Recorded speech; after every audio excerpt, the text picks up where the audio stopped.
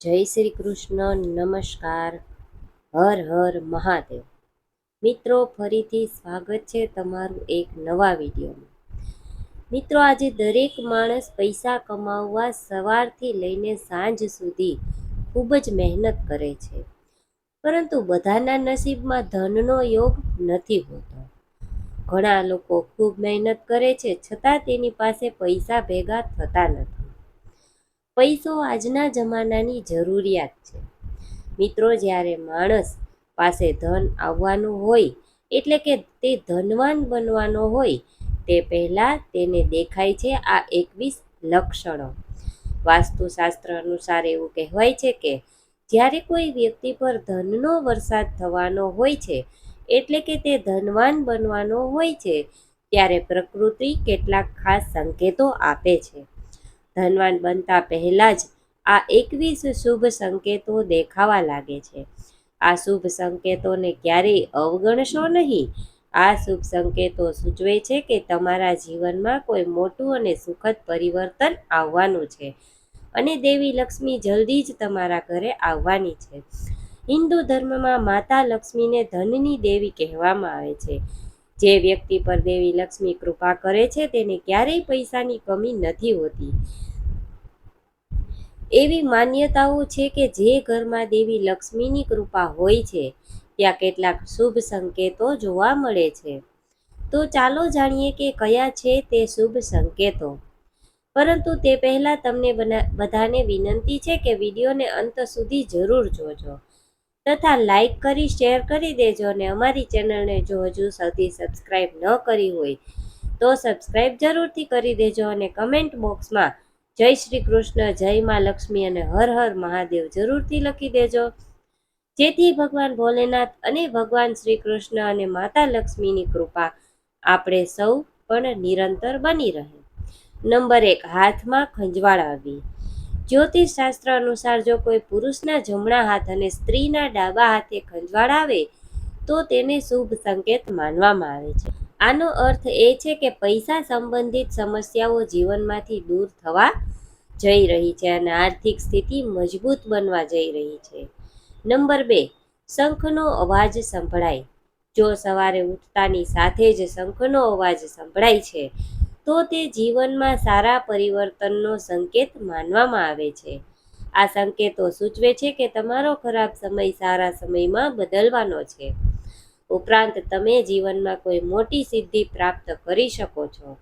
Number 3, જો તમને અચાનક તમારા ઘરમાં કાળી કીડીઓ એક લાઈનમાં ફરતી દેખાય અને તે ખાવાની વસ્તુઓ પર હુમલો કરવા લાગે તો સમજવું કે દેવી લક્ષ્મીએ તમારા ઘરમાં પ્રવેશ કર્યો છે.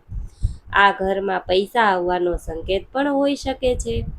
નંબર 4, જો સવારે કોઈ ગાય તમારા ઘરના દરવાજે આવે છે અને અવાજ કરે છે તો તેને ભગવાનનું વરદાન માનવું જોઈએ, અને તમારે ગાયને રોટલી અથવા પાલક ખવડાવીને વિદાય કરવી જોઈએ.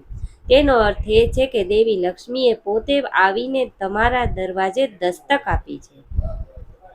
નંબર 5, જો તમારા ઘરમાં તુલસીનો છોડ ખૂબ જ ગાઢ અને લીલો થઈ જાય છે તો એવું માનવું જોઈએ કે તમારા ઘરમાં સુખ, ધન અને સમૃદ્ધિ જલ્દી આવશે.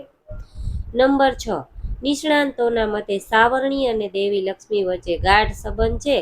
આવી સ્થિતિમાં જો તમે કોઈને વહેલી સવારે ઝાડુથી સફાઈ કરતા જુઓ છો તો સમજી લો કે તમે જલ્દી જ અમીર બનવાના છો. સવારે ઘરેથી ઓફિસ જતી વખતે જો તમે 5 દિવસ સુધી કોઈને ઝાડુ મારતા જુઓ તો સમજી લેવું જોઈએ હવે તમારી બધી પરેશાનીઓ દૂર થવા જઈ રહી છે. દેવી લક્ષ્મીની કૃપા તમારા પર બની રહેશે. નંબર 7, જો તમને ઘરની બહાર પૈસા પડેલા જોવા મળે તો તે ધનના આગમનનો સંકેત છે. ટૂંક સમયમાં તમારી પાસે પૈસા પણ હશે. નંબર 8, જો તમારા ઘરના મુખ્ય દરવાજાની બહાર પલાશનો છોડ ઉગે છે તો તે સૂચવે છે કે તમે ધનવાન બનશો. આ તમારા માટે શુભ સંકેત છે. આનો અર્થ એ છે કે ટૂંક સમયમાં તમારા ઘરમાં પૈસા આવવાના છે. નંબર 9, બાળકોને જન્મ આપતી બિલાડી પણ એક શુભ સંકેત છે. જો તમારા ઘરમાં બિલાડી બાળકોને જન્મ આપે છે તો તે એક સારો સંકેત છે. તે જ સમયે કોઈ કિંમતી વસ્તુ છત પર પડે છે તો પણ તે સારી માનવામાં આવે છે. શાસ્ત્રો અનુસાર જો કોઈ પક્ષી તમારી છત પર કિંમતી વસ્તુ છોડી દે છે તો તે પણ ધનવાન બનવાની નિશાની છે. નંબર 10, જો ઘરમાં એક જગ્યાએ 3 ગરોળી અચાનક દેખાય તો તે શુભ માનવામાં આવે છે. આ મહાલક્ષ્મીના આગમનની નિશાની છે. એવું પણ કહેવાય છે કે જો ગરોળી એકબીજાનો પીછો કરતી જોવા મળે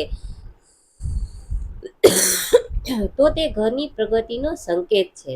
દિવાળીના દિવસે તુલસીના છોડમાં જોવી ખૂબ શુભ માનવામાં આવે છે. આ અપાર ધન પ્રાપ્તિનો સંકેત છે.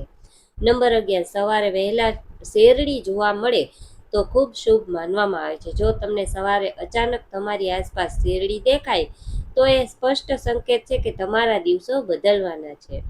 નંબર 12, જો તમે લાંબા સમયથી તમારા ઘરની બહાર દેવી લક્ષ્મીનું વાહન ઘુવડ જોઈ રહ્યા છો તો માની લો કે તમારા ઘરમાં મહાલક્ષ્મીનું આગમન થવાનું છે.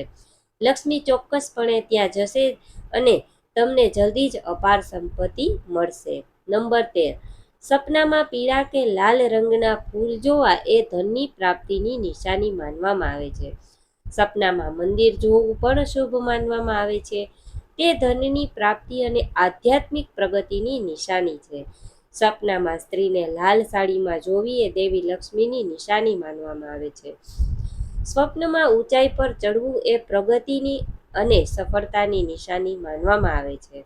નંબર 14, જો તમે કોઈ કામ માટે ક્યાંક બહાર જઈ રહ્યા છો અને રસ્તામાં કોઈ કૂતરો તેના મોંમાં શાકાહારી વસ્તુ અથવા ખાવા માટે રોટલી લઈને જાય છે તો તે સૂચવે છે કે તમને ક્યાંકથી પૈસા મળવાના છે.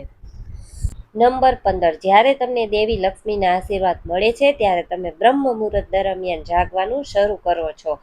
તમારી દિનચર્યામાં સુધારો થવા લાગે છે અને ધીમે ધીમે બધી મુશ્કેલીઓ દૂર થવા લાગે છે. શાસ્ત્રોમાં એવું પણ કહેવામાં આવ્યું છે કે જો તમે સવારે 3 થી 5 વાગ્યાની વચ્ચે જાગી જાઓ છો તો તમારા જીવનમાંથી દુઃખના વાદળો દૂર થવા લાગે છે અને મહાલક્ષ્મીની કૃપા તમારા પરિવાર પર પડવા લાગે છે.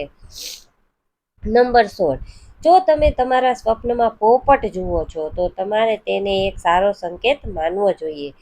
સ્વપ્નમાં પોપટ જોવાનો અર્થ એ છે કે તમારી આર્થિક સમસ્યાઓ જલ્દી દૂર થઈ જવા રહી છે અને દેવી લક્ષ્મી તમને આશીર્વાદ આપશે. તમને જલ્દી જ ક્યાંકથી પૈસા મળવાના છે.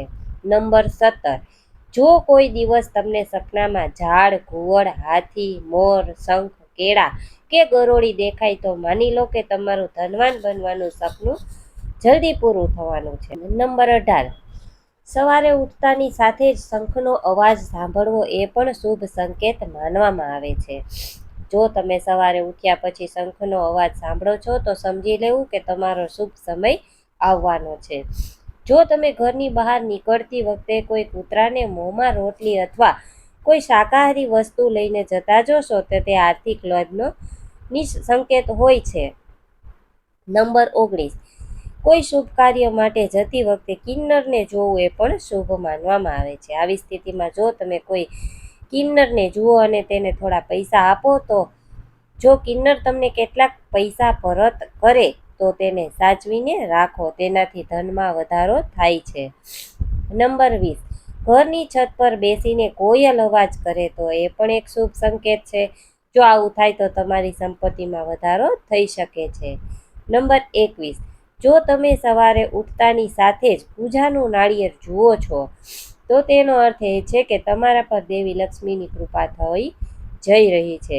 મિત્રો, આવા મહત્વપૂર્ણ સંકેતોને ક્યારેય નજરઅંદાજ કરવા જોઈએ નહીં. તો મિત્રો, આશા રાખું છું કે તમને આ માહિતી જરૂર પસંદ આવી હશે. વિડીયોને લાઇક કરી વધુમાં વધુ શેર કરજો. હજી સુધી અમારી ચેનલને સબસ્ક્રાઇબ ન કરી હોય તો સબસ્ક્રાઇબ કરી દેજો. કોમેન્ટ બોક્સમાં હર હર